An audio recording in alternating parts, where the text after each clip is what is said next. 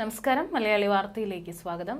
ഗാസയിൽ ഇസ്രായേലിന്റെ യുദ്ധം ആരംഭിച്ച് 7 മാസത്തിലേറെയായി. ഇക്കാലയളവിൽ പലസ്തീനോടുള്ള അന്താരാഷ്ട്ര സമൂഹത്തിന്റെ സമീപനം ചെറുതായി മാറുന്നുണ്ട്. ഐക്യരാഷ്ട്രസഭയിൽ അംഗങ്ങളായ 193 രാജ്യങ്ങളിൽ 145 രാജ്യങ്ങളാണ് ഇതുവരെ പലസ്തീനെ രാഷ്ട്രമായി അംഗീകരിച്ചത്. ഇന്ത്യയും ചൈനയും റഷ്യയും ഉൾപ്പെടെ പ്രധാന രാജ്യങ്ങൾ അംഗീകരിച്ചിട്ടുണ്ടെങ്കിലും 27 അംഗ യൂറോപ്യൻ യൂണിയൻ രാജ്യങ്ങളിൽ മഹാഭൂരിപക്ഷവും അങ്ങനെയല്ല. കിഴക്കൻ യൂറോപ്പിലെ ഏതാനും പഴയ കമ്മ്യൂണിസ്റ്റ് രാജ്യങ്ങളും സ്വീഡനും സൈപ്രസും മാത്രമേ പലസ്തീനെ അംഗീകരിക്കുന്നുള്ളൂ. പക്ഷേ ഇന്ത്യ എല്ലാ രാജ്യങ്ങളുമായി ഒരുപോലെ സൗഹൃദത്തിൽ പോയിക്കൊണ്ടിരിക്കുകയാണ്. ഇസ്രായേലിന് പിന്തുണ നൽകുന്നുണ്ടെങ്കിലും പലസ്തീനിലേക്ക് മുൻപും ഇന്ത്യ സഹായങ്ങൾ നൽകിയിട്ടുണ്ട്.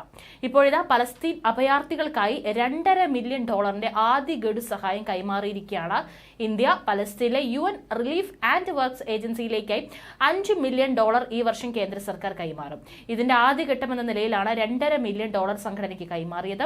1950 രജിസ്റ്റർ ചെയ്ത UNRWA പലസ്തീൻ അഭയാർത്ഥികൾക്കായി നേരിട്ടുള്ള ദുരിതാശ്വാസ സഹായം കൈമാറി വരുന്ന സംഘടനയാണ്. UN അംഗരാജ്യങ്ങളിൽ നിന്ന് ലഭിക്കുന്ന സംഭാവനകൾ വഴിയാണ് UNRWA അവരുടെ പ്രവർത്തനം മുൻപോട്ട് കൊണ്ടുപോകുന്നത്. ഇസ്രായേൽ ഹമാസ് പോരാട്ടത്തിന്റെ പശ്ചാത്തലത്തിൽ സംഘടന അവരുടെ പ്രവർത്തനം കൂടുതൽ ശക്തിപ്പെടുത്താനുള്ള ശ്രമത്തിലാണ്. തുക കൈമാറിയ വിവരം രാമല്ലയിലെ ഇന്ത്യൻ പ്രതിനിധികളുടെ ഓഫീസാണ് സമൂഹ മാധ്യമത്തിലൂടെ അറിയിച്ചത്. പലസ്തീൻ അഭയാർത്ഥികൾക്കായി കേന്ദ്ര സർക്കാർ $2.5 മില്യൺ ആദ്യ ഗഡു സഹായം UNRWAക്ക് കൈമാറി. 2024-25 വർഷത്തേക്കുള്ള വാർഷിക സംഭാവനയായി $5 മില്യൺ കൈമാറാനാണ് തീരുമാനിച്ചിരിക്കുന്നത്. പലസ്തീൻ അഭയാർത്ഥികളെ എല്ലാ രീതിയിലും പിന്തുണയ്ക്കുക എന്ന ലക്ഷ്യത്തോടെയാണ് UNRWA പ്രവർത്തിക്കുന്നത്. പലസ്തീൻ അഭയാർത്ഥികൾക്ക് വേണ്ടി കഴിഞ്ഞ വർഷം വരെ $35 മില്യൺ സാമ്പത്തിക സഹായം ഇന്ത്യ കൈമാറിയിട്ടുണ്ട്. വിദ്യാഭ്യാസം, ആരോഗ്യം, ദുരിതാശ്വാസ സഹായം, സാമൂഹിക സേവനം എന്നീ വ്യത്യസ്ത മേഖലകളിലേക്കായാണ് ഈ തുക വിനിയോഗിക്കുന്നത്. അടുത്തിടെ ന്യൂയോർക്കിൽ നടന്ന UNRWA സമ്മേളനത്തിൽ സാമ്പത്തിക സഹായത്തിന് പുറമെ സംഘടനകളിലേക്കായി മരുന്നുകളും നൽകുമെന്ന് ഇന്ത്യ പ്രഖ്യാപിച്ചിരുന്നു. അതേസമയം ജമ്മു കാശ്മീരിൽ നടന്ന 8ാമത് മുഹറം ഘോഷയാത്രയിൽ പലസ്തീനും ഗാസയ്ക്കും പിന്തുണ. ഘോഷയാത്ര സുഗമമായി നടക്കുന്നതിനായി ഭരണകൂടം ഏർപ്പെടുത്തിയ നിബന്ധനകൾ വകവയ്ക്കാതെ പലസ്തീൻ പതാകകൾ വീശിയും ഗാസയിലെ യുദ്ധം അവസാനിപ്പിക്കാൻ ആഹ്വാനം ചെയ്തുമാണ് ഘോഷയാത്ര നടത്തിയത്. അമേരിക്കയ്ക്കും ഇസ്രായേലിനുമെതിരെ അവർ മുദ്രാവാക്യം മുഴക്കുകയും ചെയ്തു.